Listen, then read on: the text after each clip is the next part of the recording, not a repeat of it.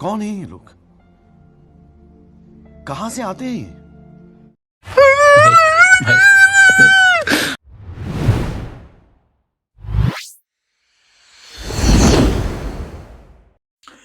So guys welcome to daily football madness. और जब से बैलन डोर सेरेमनी हुई है तब से बहुत सी चीजें चल रही हैं, बहुत सी न्यूज चल रही है, बहुत सी कंट्रोवर्सी चल रही है। उसके ऊपर जल्दी से जो मेरा ओपिनियन है वो आपके सामने रखता हूं। देखें, ऑब्वियसली जो मेन पार्ट ऑफ डिस्कशन है मेसी और बार्सिलोना का रिटर्न वाले टॉपिक के ऊपर, जेरार्ड रोमेरो वाले टॉपिक के ऊपर जो है वो हम बात करते हैं वो थोड़ी देर के अंदर। लेकिन सबसे पहले जो है वो हम बात कर लेते हैं कि मेसी ने बैलन डोर जीता।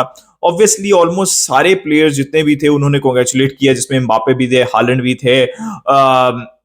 मतलब ऑलमोस्ट सारे प्लेयर्स ही, जितने भी प्लेयर्स हैं जो सेरेमनी का पार्ट थे, जो कंटेंशन के अंदर थे, जो नहीं भी कंटेंशन के अंदर थे।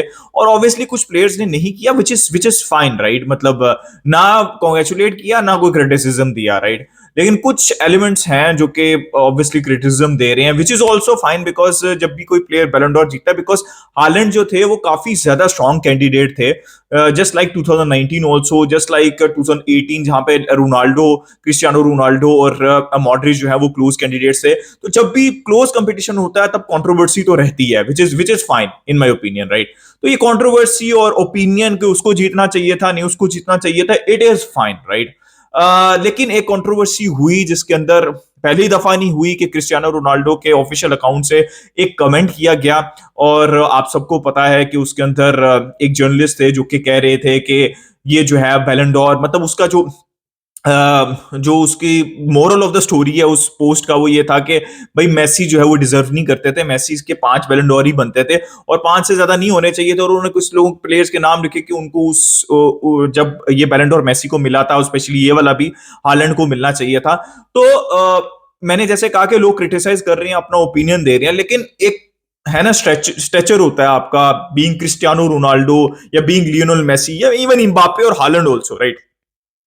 तो आप एक ऐसे रैंडम पोस्ट के ऊपर जाके क्रिस्टियानो रोनाल्डो क्या करते हैं, उनके अकाउंट से क्या किया जाता है, जो कि पहली दफा नहीं हुआ, जैसे मैंने कहा, वो जो है वो हंसते हैं, ठीक है, और उसको लाइक भी करते हैं, और which is not good, right. मतलब at the end of the day, I know, मैंने कल लाइव स्ट्रीम भी की थी जिसके ऊपर बहुत से लोग, क्रिस्टियानो रोनाल्डो फैंस भी कह रहे थे कि ये अवॉइडेबल था, इसका कोई जरूरत नहीं है, राइट।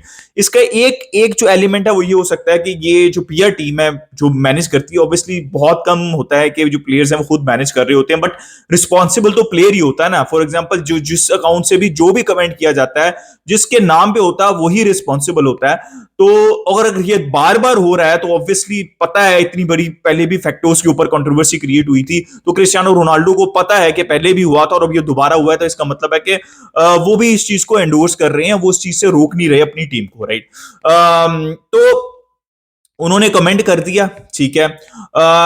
और मुझे ऐसा लगता है कि ये पीआर के लिए भी हो सकता है, बट मुझे मुझे ऐसा लगता है आपको नेगेटिव पीआर क्यों चाहिए? मतलब क्रिस्टियानो रोनाल्डो, मतलब सबसे ज्यादा followed person around the world, right, in all social media, specially on Instagram also.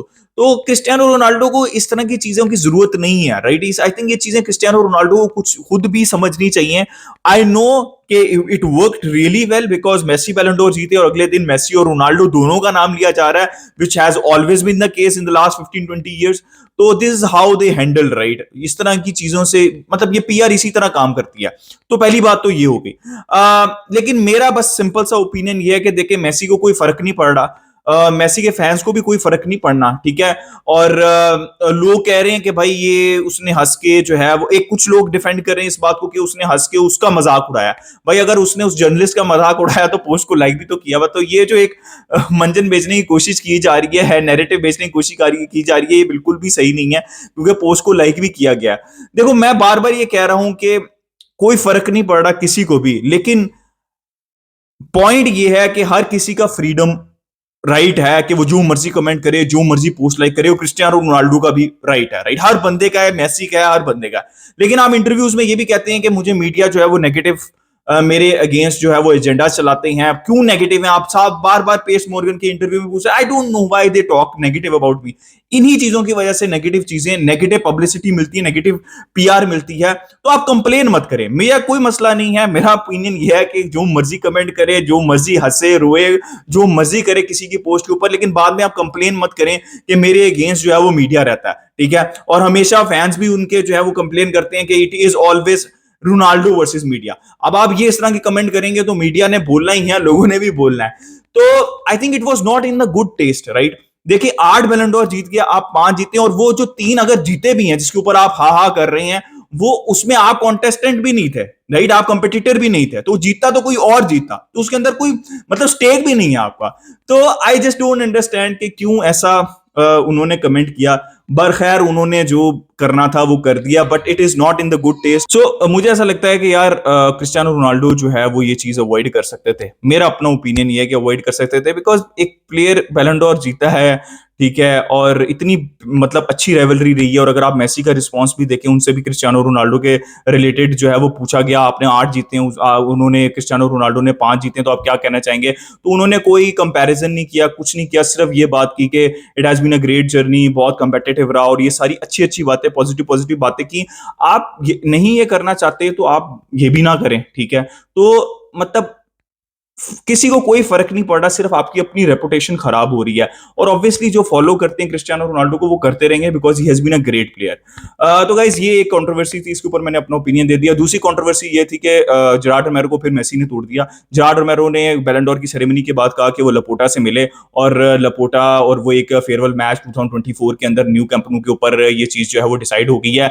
और मेसी ने उसके बाद दोबारा कह दिया, lies lies lies always lies. पहली दफा नहीं है, जेरार्ड रोमेरो, मैं हमेशा से ओपिनियन देता रहा हूं अपना जेरार्ड रोमेरो से रिलेटेड, कि भाई वो जब तक जॉर्डी क्राइफ थे तब तक उनको इन्फॉर्मेशन मिलती थी, और वो सिर्फ बारसा से रिलेटेड इन्फॉर्मेशन उनको मिलती थी, अब वो भी उनका कट चुका हुआ है। तो इस तरह का जर्नलिज्म जो है वो अच्छा नहीं होता।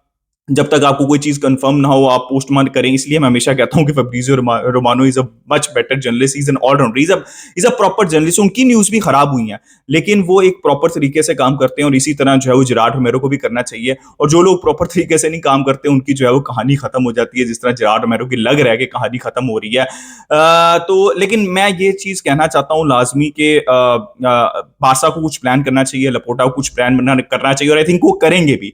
और ऑब्वियसली वो जो है न्यूज जो है आप लोगों के सामने आ जाएगी। So guys this was my opinion. अपना ओपिनियन दे कमेंट सेक्शन में, लाइक सब्सक्राइब शेयर की। Football, until next time, so good bye from me विस्कल पारसा।